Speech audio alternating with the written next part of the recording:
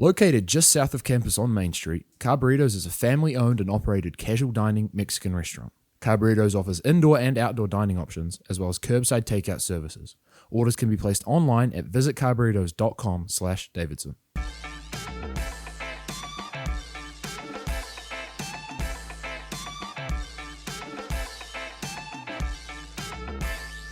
Well, hello, and welcome back to episode 4, season 2 of the Inside Out Show podcast, presented by Carburritos. I'm here with my co-host Sam. Sam, how you doing today?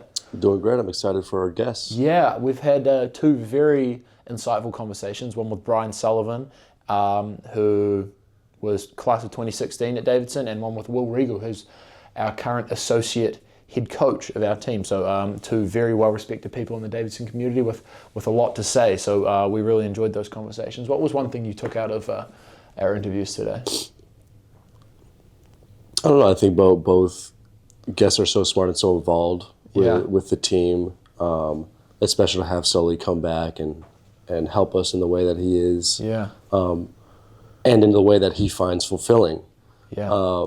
In hindsight to our conversation. And of course, Reeves is so easy to talk to. Yeah, of course. Has his great stories and antics. I love the conversations. Yeah. So a quick reminder before we get into our episodes that you can find the Inside Out Show on the Davidson Wildcats podcast network, on Apple, on Spotify, or wherever you get your podcasts, YouTube as well. So be sure to tune in wherever you want to listen, and thank you for tuning in. Let's get right into our first interview with Brian Sullivan. Here we have season 2, episode 4 of the Inside Out Show, presented by Carburritos. We have a guest I'm very excited about personally, Brian Sullivan, aka Sully. Hunter, take it away. Yeah, Sully, how you doing? It's good to have you. It's good to have you on the show. Man. It's good to be here. You know, as a loyal listener. Being in the hot seat. I listened to quite a few. Nice. So excited to be here with you guys in person, in the hot seat. Yeah. But yeah, Sully, thanks for coming on. You've been working with our team a lot with our team culture and our mental performance, and you're back in town to do that, right? Yeah. That's what I'm hearing. Yeah, I'm really excited to work with you on that. Do you want to talk a little bit about that? How you're involved with our program? Yeah. At this point.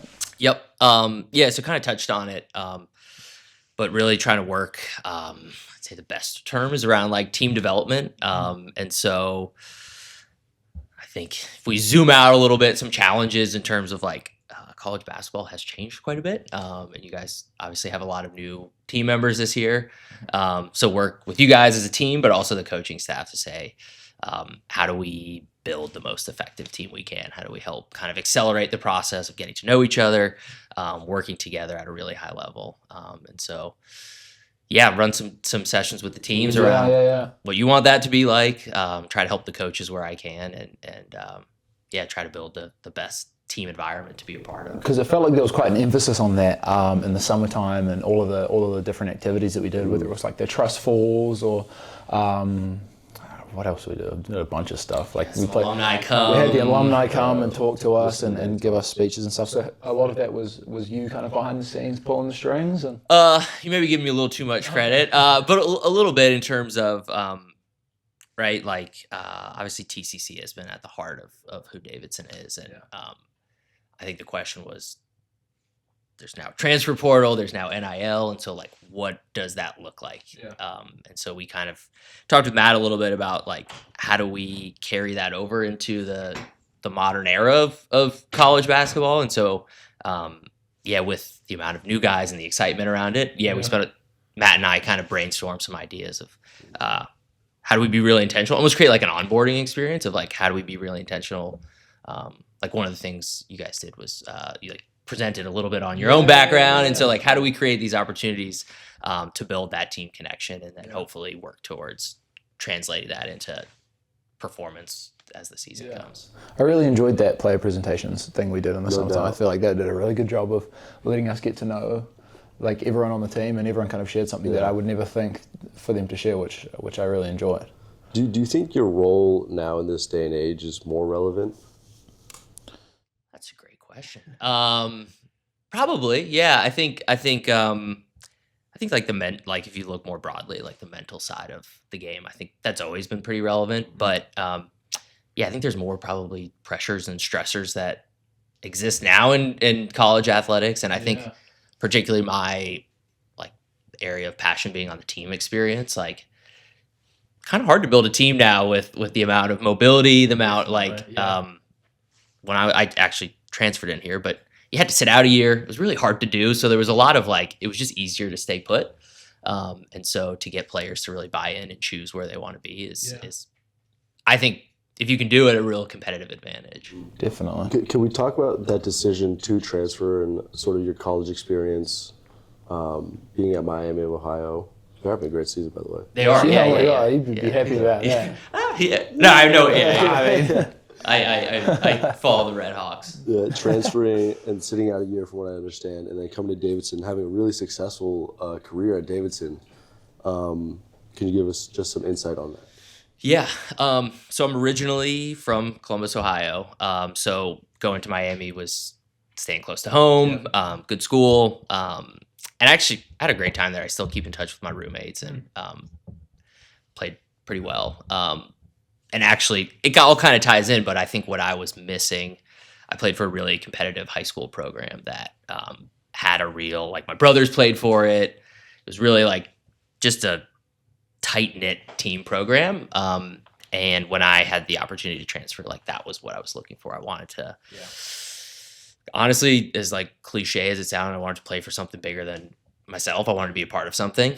And so it was also a big school, which I think I struggled with. So that was kind of the impetus for me to transfer. And kind of funny enough, Matt's wife, Kelsey, went to the same high school as me. And so he had kind of an inner workings that I was, no tampering, nothing like that. But through a family friend, they knew that I was probably going to end up transferring. And so they had recruited me a little bit out of high school, but was on my short list of schools and came down here, visited Lake Campus. Classic spot. Hey, that's Took you there as well. And even like, I remember, I'll never forget, because at this time you're going on visit after visit after visit. And I pulled into the parking lot and walked in the old Baker facility, and the whole team was waiting for me. Wow. To meet me, shake my hand, say welcome to Davidson, and that was like, oh, this is different. Like this is not, they're not selling me on the hotel that I'm staying in or the gear. It's like this felt different. And that stuck with me and kind of matched what my experience was like here. That was exactly what my experience was when I came on my visit. The coaches, they were showing me stuff and taking me all around the campus, but the main thing they kept saying is, we'll get you to meet the team tonight. Like, you can go and spend time with the guys and do what you need to do. And they were just emphasizing how important that was. They set aside like a massive part of my visit to just like meet the players and hang out with everybody. Like you said, I think that is the most important part of it, for sure. There was a moment when we pulled into Belk Arena and we were going to be walking around. And when I got out the door, like, I think Jack is opening the door for me.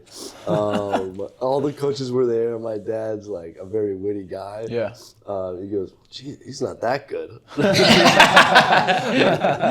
He just kept pushing a lot. But you could tell like the effort that they put into the visits and trying to integrate you into Davidson, which obviously sold all of us. So. Yeah. Here we are. Yeah. I mean, that sounds like a pretty good experience, but do you have any favorite memories you can be a part of, favorite games?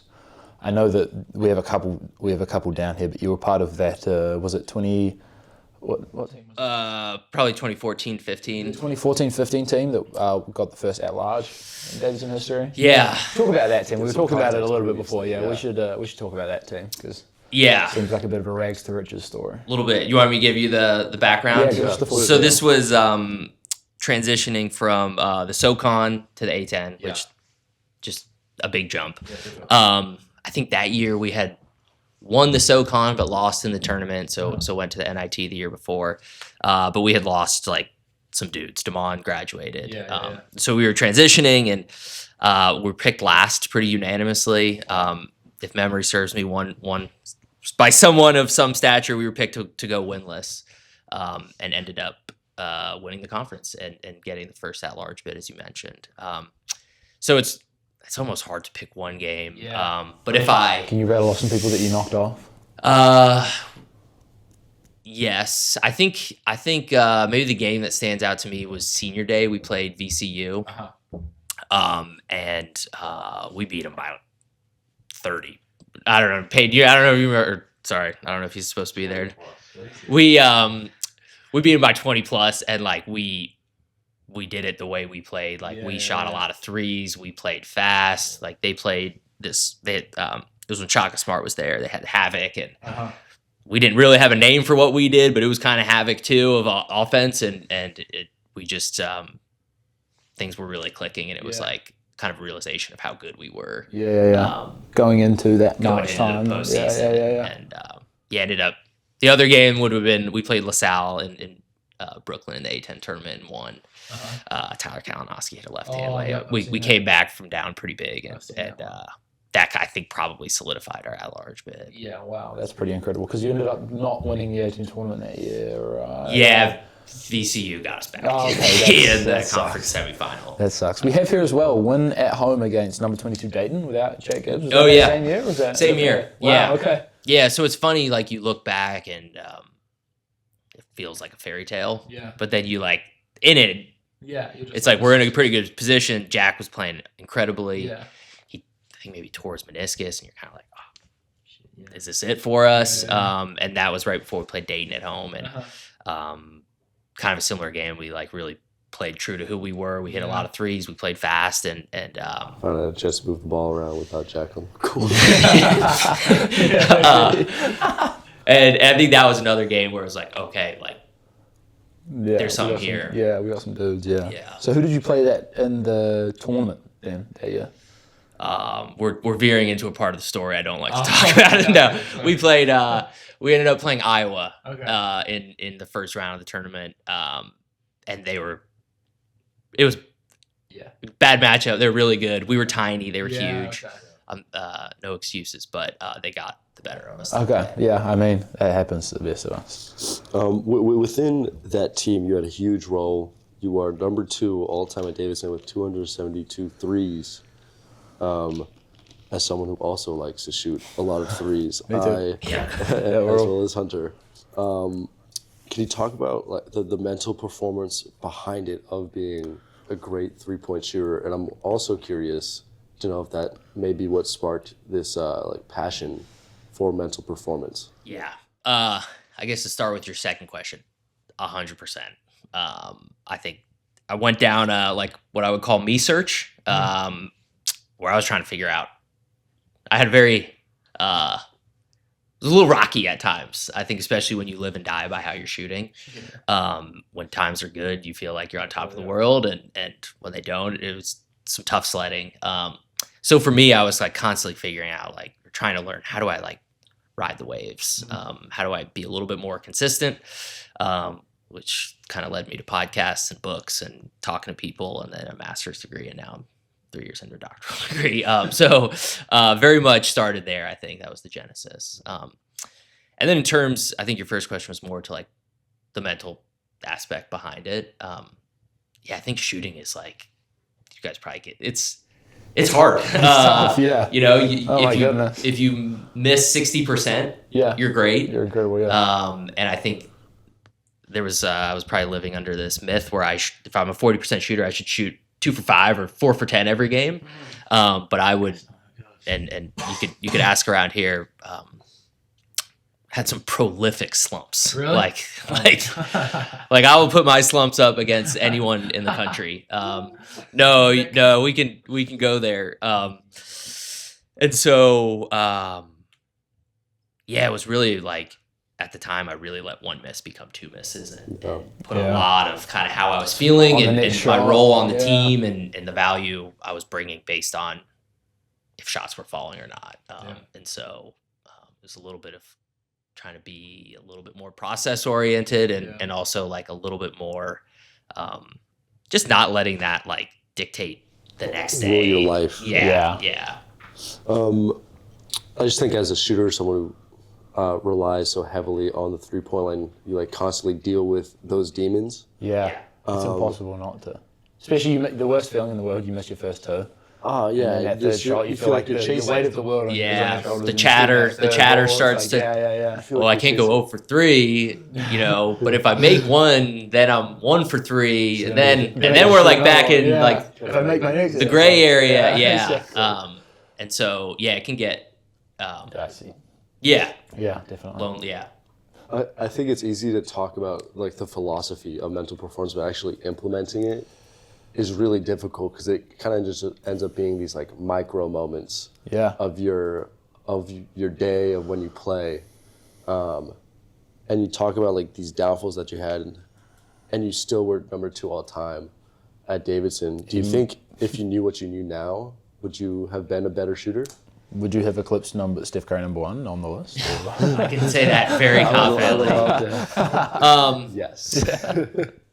It's a really good question. I guess I have a 2-part answer. I think yes. Like, I think I probably would have struggled a little bit less. I think I would have been able to like ride those highs and gotten out of my own way, highs and lows, and gotten out of my way.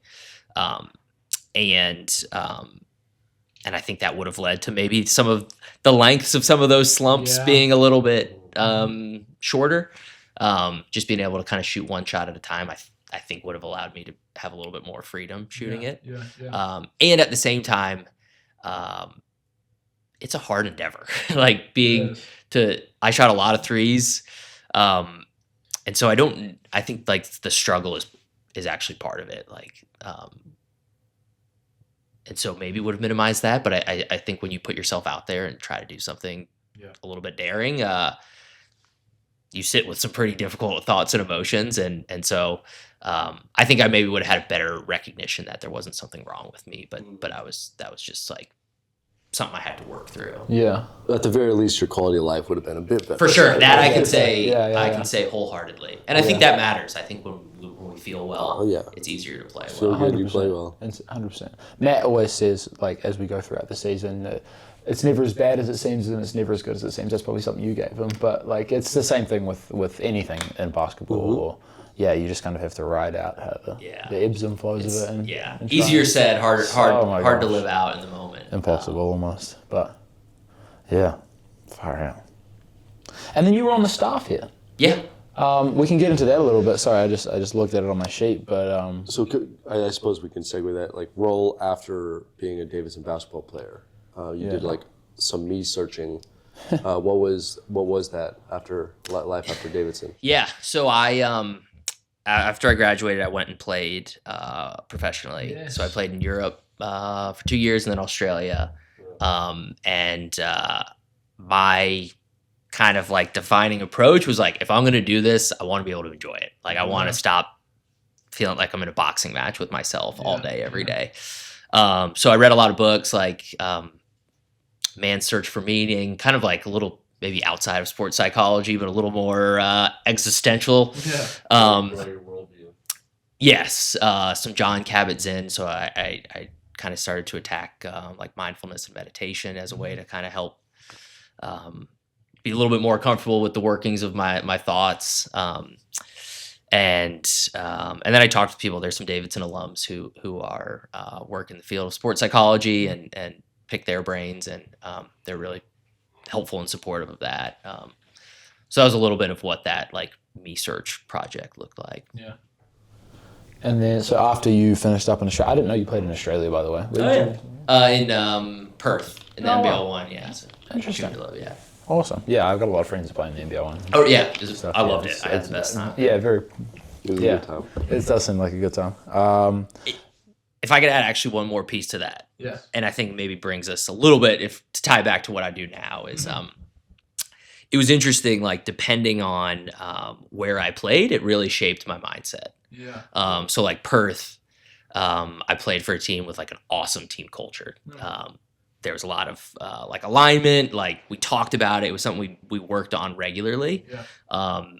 There was buy-in, and I felt like it was a lot easier for me to bounce back from bad games there. Yeah. Versus like in where I was playing in Czech Republic, it was like 4 months earlier. Yeah.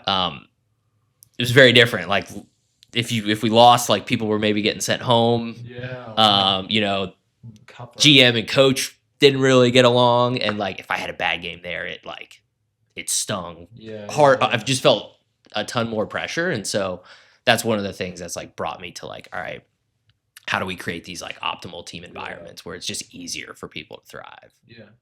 So you really are like an outcome of your environment in that case, even though you want to have like a strength within yourself, like sometimes it's too hard. It's too hard to control. Maybe. I might say it's both, right? You can debate on that later. Yeah. Or now, we are on the podcast all about it. So then after you played professionally in Europe and Australia, you came back to Davidson as a coach. I'm not sure what your role was. Do you want to talk about that and how you were helping? Because obviously you help our team a lot now with the mental performance side of things, but your role as an assistant coach. Yeah, so I came back. I was the director of student athlete development, which is Jack's role now. And I thought like both my brothers coach college basketball, and I was like, I'll just do that right off into the sunset. And I loved it. So yeah, I did a lot of like individual player workouts, practice film, and then also maybe like a little bit more of emphasis on like class stuff, helping new like the international players get bank accounts and some of like the just trying to help you all develop was my role there.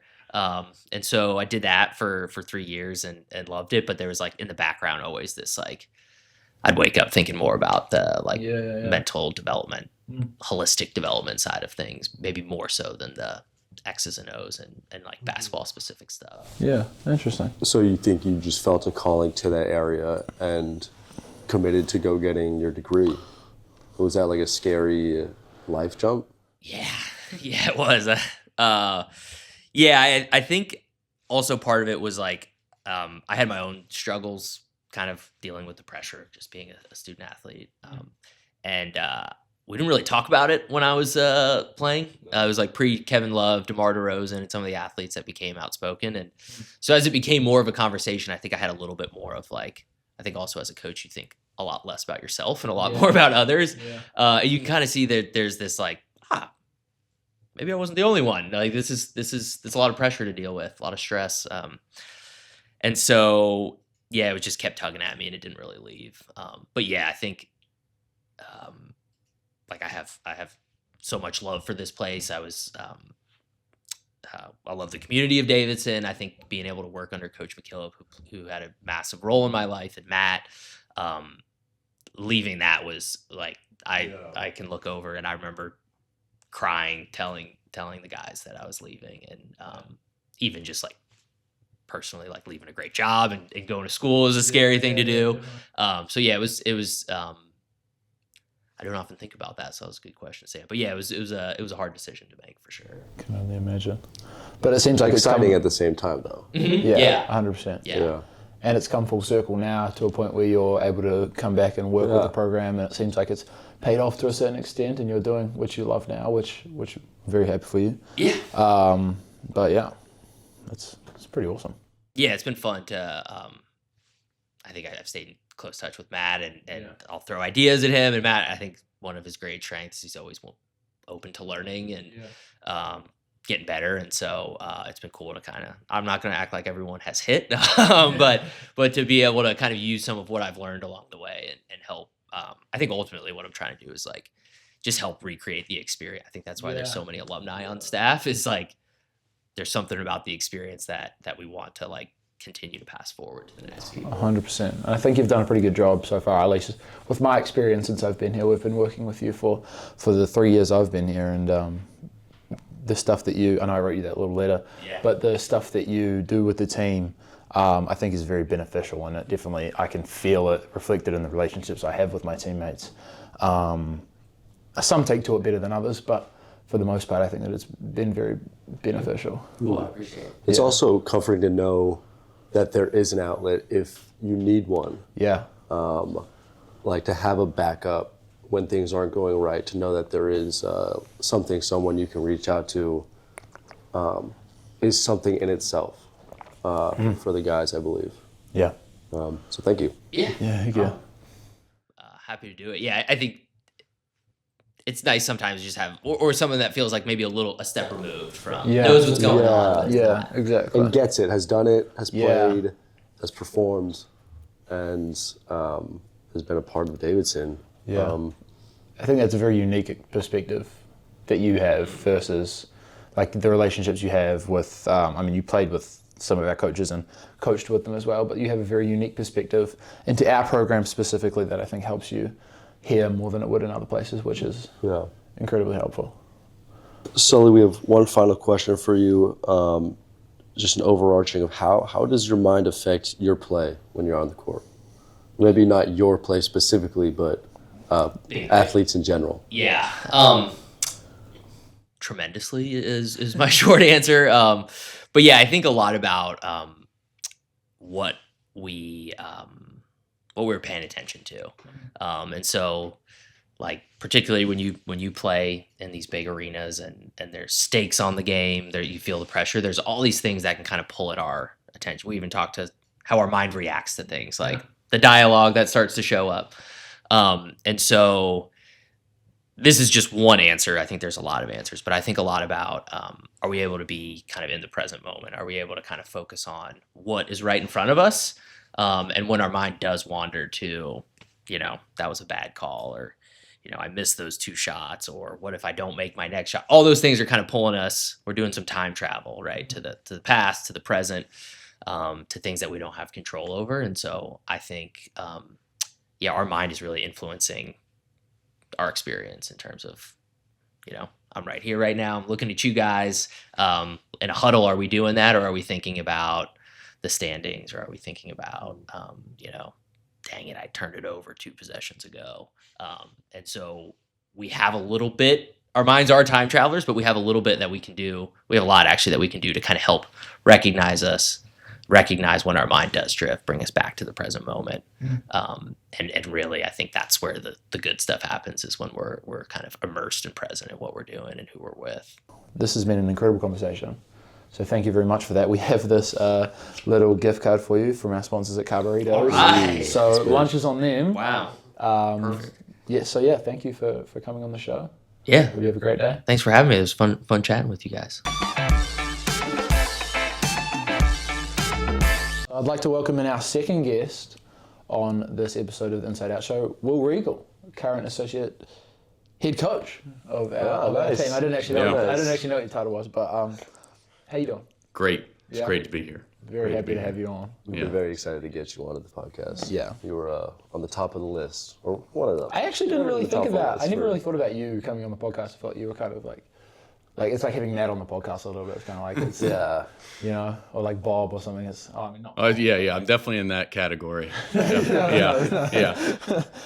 I don't know what I'm saying, to be honest. Bob isn't listening. But do you want to bring it back? Give some backstory. Start with how you first came to Davidson. You've obviously been here for quite a while now, but how you first got involved with this program. So I've probably got a little bit of a unique story because I'm 4th or 5th generation Davidson, maybe 6th. Wow. My grandpa played football here. My dad played basketball here. I've got tons of family members. So I grew up in Davidson, around Davidson. Davidson is basically a part of my family. Both my parents went here. Basketball-wise, I grew up coming to camp here. So I was, as an 8-year-old, I was up there on the upper courts in what used to be the Big East. Won a Mr. Basketball my first year at camp. So felt really good about that. Already on the scouting report. Yeah, Coach McKillop told me at that time that recruiting list. I could come play for him one day. So I was thrilled about that. 8. Yeah. So my path my story was written ahead of time, I guess. Yeah. And one funny thing I just thought about, when my parents recently downsized, moved out of their house, we unloaded a bunch of stuff, finding stuff. We found a letter from October 1989, which is when I was born, from Bob McKillop and the Davidson staff. And it was, Coach was new that year. And it was essentially a recruiting letter that they were sending to like former players' kids about, and I'm going to get it framed at some point, but pretty unique, pretty cool. Yeah. I had never seen it until a couple months ago. Yeah, wow, that's really cool. Yeah. Send us a photo of that when Yeah, I will. Yeah, I will. please. Okay, so you grew up in the area. You knew you were going to Davidson. Were you always good at basketball? What was?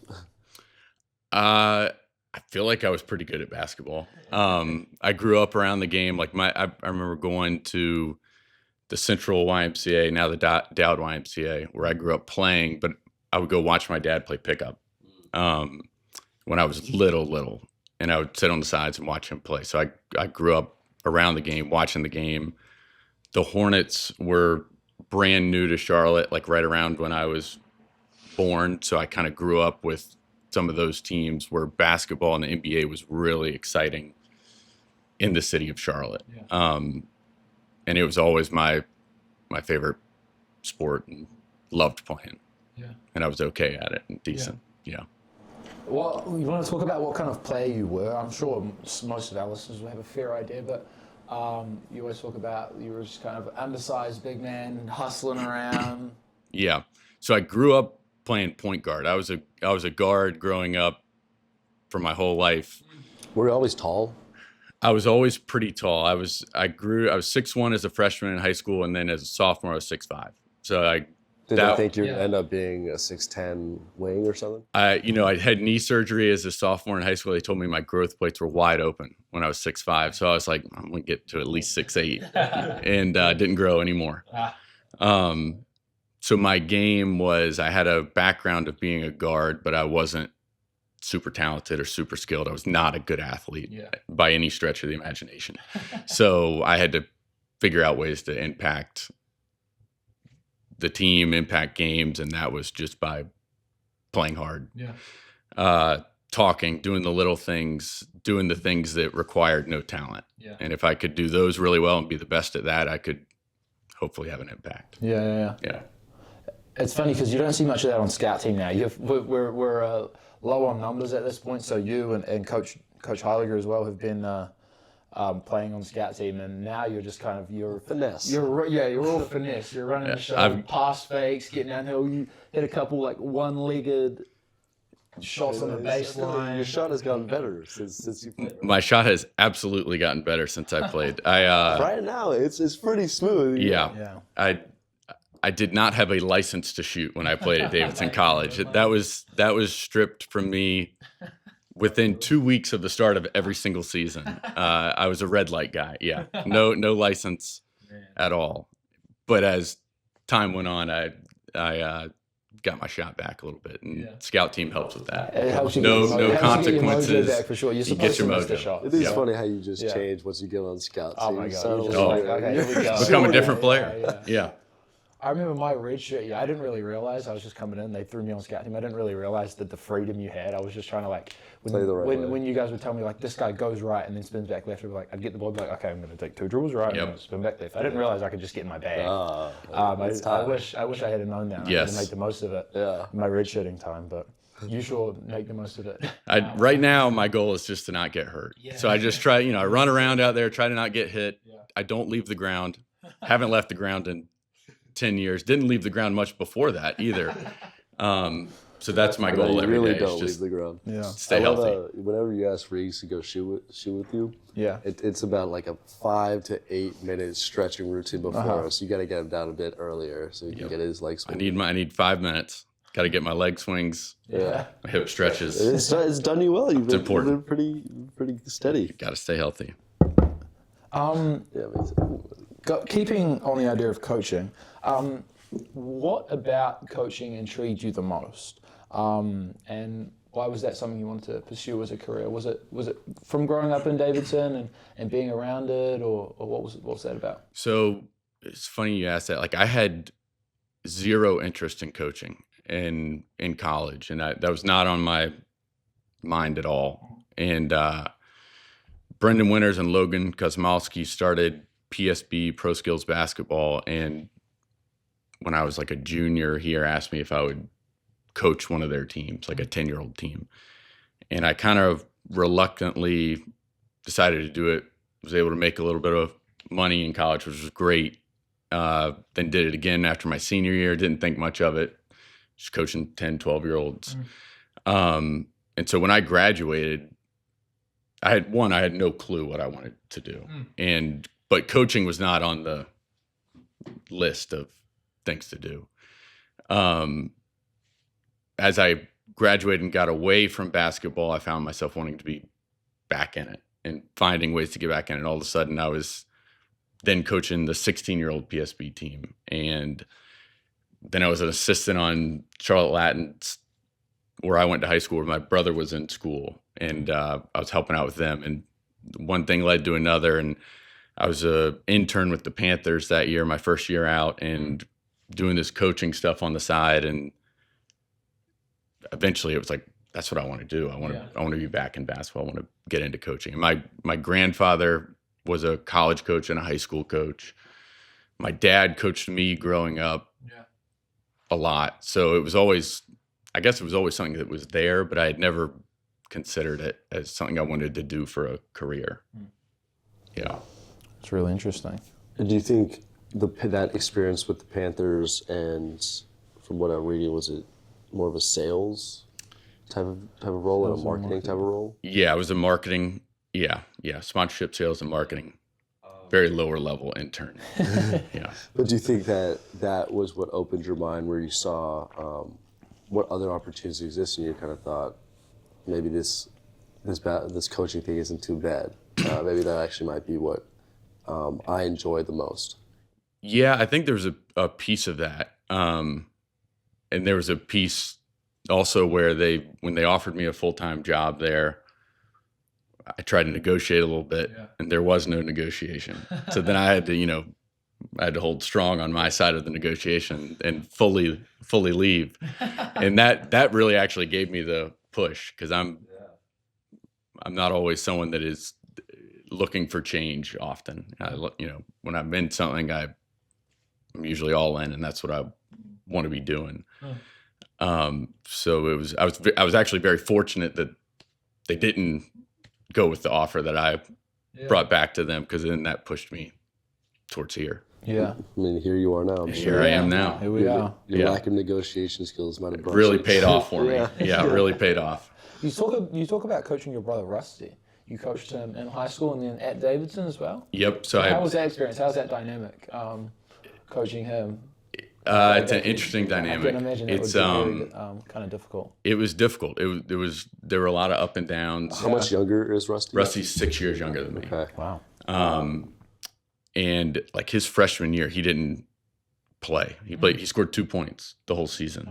And that's tough as a older brother to see him. You can't help but root for him. And then sophomore year, he started off, and it was the same thing. He wasn't really playing, wasn't in the rotation. And then all of a sudden we get into conference play. I think we might have had a guy hurt or something, and all of a sudden he starts playing a little more. And then all of a sudden he's starting, and all of a sudden he's playing a lot, and he's playing 30 plus minutes. And then it kind of just took off from there. But even after that, there, those were the highs, and then there would be lows, where it was difficult to coach him. And, he has a tough time with somebody who gets pulled out of the starting lineup, and I still have to be a coach. I can't be biased, but I'm also an older brother who's protective of a younger brother. And so it was interesting. It was interesting, but it was a lot of fun being able to be around him through his whole college experience. Kind of watching over him a little bit, making sure that he's on the right track almost. Trying to keep him out of trouble. Keep his head on right. Probably helped as well that you had the same kind of experience as him through the same program as well. You kind of knew. Definitely. I lived it. Off the court as well. Yep. I can imagine that would have been very helpful. Definitely. Yeah. To shift the conversation, we have a question right here. What do you remember most about meeting us for the first time?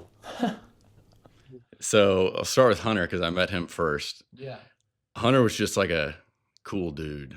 He came in, New Zealander. He's got the accent. Berks on at this point? I don't think he had the Berks on. You had Berks? that big Rams football sweatshirt. Yeah, I had no idea what that was. He didn't know what it was, but he wore it. He was like, It was St. Louis Rams. Yeah, St. Louis Rams. He was stylish. I think I had recently read Stephen Adams' book, so I had a lot of respect for New Zealanders, the Kiwis. And it just came from the Pinterest. toughness piece. I know Hunter had a great time on his visit, and so I remember that. And those are the pieces I remember of Hunter. And we had seen Hunter play at the NBA Academy games and all of that ahead before that too. And I knew on his visit, like, you were a great fit here. And that was, I think we all saw that and felt that. Yeah, so, my dad and I felt that as well. Like, that was my first visit out of 3. Yep. And we had like breakfast with Matt before we left, and my dad was already asking, like, all right, what are the next steps? Like, how do I get my son here? And I was like, Dad, we've got 2 other schools to go to, but we kind of knew as soon as we left Davidson, like, we felt the same way, and we knew your dad fit too. Big time. Yeah, I remember my dad he didn't go missing, but like one night it was like I went off with the players, and then I go back to the hotel and my dad's not there, and I'm like, I call him, I'm like, Dad, where are you? And he was down at a restaurant or a bar or something. Like, he had gone to explore. He wanted to see and feel And Davidson. Then he was like having dinner with Coach Matheny or something. Like, It's like he just committed to he could have stayed there as long as he wanted. Great. He was like, Hunter, you need to be here. Yeah. I was like, okay. I remember he was fascinated because Coach Matheny, like, I think he drives the Teslas now, but he had the BMWs. Yep. My dad loves BMWs. So he was like, hey, can we go for a ride in your car? Like, you show me the place. I vividly remember I was in the back seat. Matheny was driving and my dad was in the passenger seat, and we were driving down Main Street towards Carburritos. And there's that pumpkin patch that they do on the right-hand side. And my dad, like, slow down. And he takes his phone out and starts taking photos of the pumpkin patch because they'd never seen it before. So that was really funny. But my dad loved it. It was a great visit all around. It really was. And then Sam, I met on Zoom. That's the first interaction I remember with you. Was I in my dorm? I was in my dorm room probably. Yeah. And Sam, you could tell, was a philosophical old soul. Deep thinking. He had tell by the way he does the podcast. good questions. He's analyzing. He's thinking about everything. But in the same way, but also a different way, you could tell he was going to be a really good fit here. Yeah. Obviously as a player on film and stuff, but on campus and around our guys. In terms of the type of guys we have, we always, or at least historically, we've made jokes about our players are having discussions and arguments about things that no other team in the country and I knew that Sam would fit very well into all of that. Yeah, I agree. At that point, like when you're in the portal, you're so used to the interviews and the Zooms, and so I was on point because I'm like interviewing 8 hours. You got it all lined up. I'm all right. Let's see what's going on here. Yep. I was ready. Oh my goodness. But no, I mean you already know what schools are going to be on the top of your list, and when Davidson comes on, like you gotta be on it. Yeah. Because you know that like there is a really good chance you're going to end up there. Yeah. I was excited for that. I remember when I had a Zoom call with you and Matt when I was back in New Zealand. Yep. And I just didn't know what questions to ask. They were like, do you have any questions? I was like trying to think of something to say. You did ask a couple good ones. So yeah, but I remember I was just like, I didn't, because I knew nothing really about college basketball. I'd been to America once and I went to Disneyland. Nice. Yeah. So I was just solid. like, That's about all you need. yeah, like that's all I need. That's all I know about America. So I was just kind of like, I don't know. I just want to come. How close are you to Disneyland? Yeah, probably. Yeah, I don't think I would have known. But yeah, far out. That was. I vividly remember sitting on my phone on the Zoom call, and they're like, "Do you have any questions for us?" And I was like, You did it on your phone? "Yeah." That's pretty fun. Yeah, I had no clue. Oh, that's good. All right, to shift the topic. Recruitment now, the current age of college basketball. What have you learned? How are you evolving with this age? I mean, it's a different question. Yeah, I suppose as a coach, it's a different world now than it was 2 years ago, 3 years ago, 5 years ago, and I feel like it's changing weekly in terms of how everything moves and operates, and obviously when you throw in the NIL and money piece, that changes everything in a lot of ways. I think for us, the big piece that we have to continue to do is find guys that fit our program, character-wise, how they would fit on campus, how they would fit with our players, the current players, and the tradition that we have built here and the family atmosphere that we've built here. I think that is the biggest piece that we have to continue to develop and grow and find guys that fit into that. Yeah. There's obviously different factors now that go into that. And I think it'd be easy to sacrifice some of those values and stuff that I think we, Davidson basketball and guys that have played here in the past, hold very dear. But I think being able to continue to find guys that value those same things is the biggest piece for us, even with all the other things that now go into it. Definitely.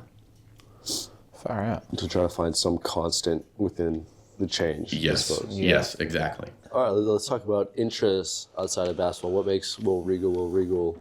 I know that you were a big Panthers guy. Whenever we're on, whenever we've got a game up on, big Charlotte sports guy, yelling at the TV. I'm a huge Panthers fan. That's my biggest probably thing I follow outside of Davidson basketball in terms of sports.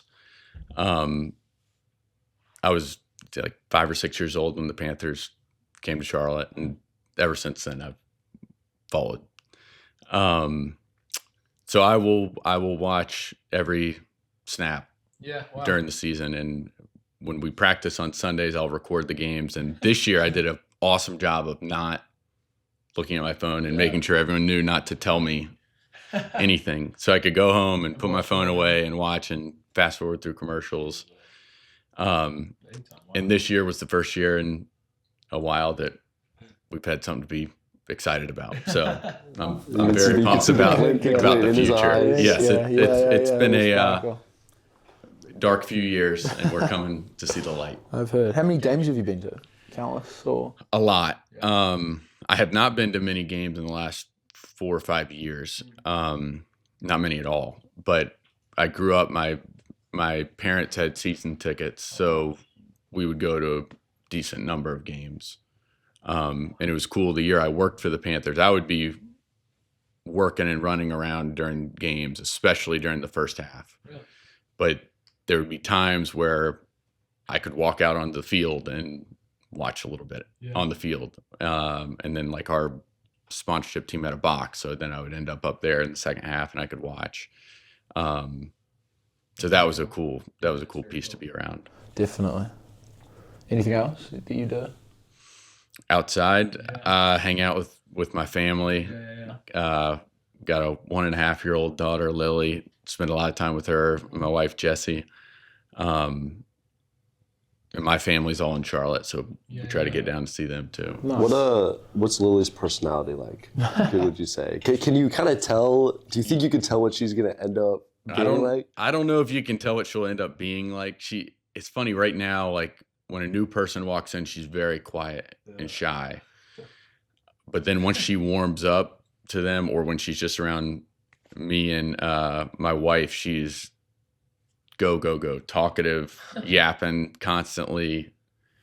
Can she form sentences yet? She's not like full sentences yet, but she's getting close. She's stringing a lot of words together. It's gonna be scary when she can start forming. Yeah, starting to sing her ABCs and trying to count to 10, and so it's a fun. We're at a fun stage. That's very cute. Gosh, we have here the Koi incident with Stephen Curry. I know you've told me about this at some point. We were sent a video by Sam. Yeah. I'm sure you'll know it. It was. I actually didn't watch the video, but it essentially ended up being the advertisement for the All-Star Game shoe. Yeah, the 6th. Oh yeah. I suppose maybe we should give background context, or we can put a link to the advertisement somehow, some way. But can you walk us through? Don't we have the Koi? Yeah, we have the. Can you walk us through the moment of what caused the Koi fish incident? Sure. It was Steph's 21st birthday, and a bunch of the team went to Kabuto's off exit 25, and we were having a nice little Japanese steakhouse meal. And it's a regular meal at this stage. It's great. And we're getting towards the end, and one of our teammates is one of my best friends, Steve Roster. funny guy, liked to do some stunts, do some stuff, and mix things up. And he says, if you guys put $100 on the table, I'm going to go to the bathroom. When I come back, if it's there, I'll jump in the koi pond. Naturally, we quickly put the money together. And as we were leaving Kabuto's, Steph and I walked over to the hostess area and distracted the person at the table. And Steve took his shirt off, left his jeans on, but waded into the koi pond and got in and swam with the fish. And we ended up getting caught on camera. And Steve and Steph had to go sign autographs at Kabuto's on like a Friday night after the event. But it was obviously a great story, a fun time in college, and luckily we didn't get in too much trouble. Yeah. Probably had to run a little bit or something like that. We might have had to do Did this come back things. to Bob? It got to Bob. The owner of Kabuto's called Bob directly. Yeah. Yeah. Oh, no good. Yeah, so that... Yeah, we got called on that one. We got caught. Yeah, I don't know how you wouldn't, to be honest. Yeah. I feel like anywhere we go around here, if we go as a team, it's pretty obvious. That You're it's us. obvious, yeah. Back then, maybe there's not as many surveillance cameras, but yeah, You walk in with 10 6'5" plus people. Yeah. Yeah. Wonder who that group is. That is The good. video is hilarious. I hope. it was my I need acting to watch debut. it. Really? I thought you were great. I saw. That was, I think they came in, they had a film team that came in, and it was after we had gotten back from like a road game late night. So we got back at like 2, and I think we had to film at like 8 or 9 or something. Okay, I need to watch that video. I might have been I didn't have much of a role in it. I had, Okay. No, Yeah. you had a decent One or big two enough. lines. I thought that might have been your second calling if it weren't Yeah. for coaching. yeah, Honestly. That's funny. nailed it. So, Riggs, that's you up there, right? Can you tell us a little bit about that game, the story behind that legendary photo? So we played Charlotte the previous game and got our butts kicked. One of the worst games I've been a part of in my career in terms of how we played, and then flew up to Kansas City, played at the time the Sprint Center against Kansas, and they were 10 or 11 in the country. They had this guy, Thomas Robinson, who I think was maybe National Player of the Year. We held him to a quiet 21-18 that game. But my man right here, number 12, Nick Cochran, went off, and he had a big game. And on that shot, it was, I want to say we were up 3, and it was getting late shot clock with like a minute left, and he made a move and hit a big time 3 with a guy in a top 5 pick in his face. And that kind of his tongue out. that kind of sealed the game. And Nick led the country in free throw shooting, so we were once we got up in that situation, we were in good shape. Yeah, I feel like your face in that photo is almost like my favorite part. Front and center, you just like, oh my god, what just happened? We were It's a good moment. we were jacked up in that game. Yeah, I can only imagine. That game was a lot of fun. Yeah, you I did. bet. Well, Riggs, this has been a great interview. A lot of little tidbits and a lot of really good stuff. So, thank you for coming on. We have this voucher from our friends at Carburritos. So, Look at that. lunch is Love on them. Carburritos. Lunch is on them. Thank you. But yeah, thank you very much for coming on. Do you have anything you want to say? This was awesome. Dream come true to be here, and I appreciate you guys thinking of me and having me on. That was a great podcast. Thank you guys for watching, and thank you all for the continued support this season. It's been fantastic. The team really appreciates it, and go Wildcats. Just a reminder, men's and women's basketball season tickets and single game tickets are available now on davidsonwildcats.com, or you can call the Davidson Athletics tickets office. We'd love to see you pack Belk Arena this year. Finally, Carburritos is offering free chips and queso with purchase of an entree when you mention the Inside Out Show again this year.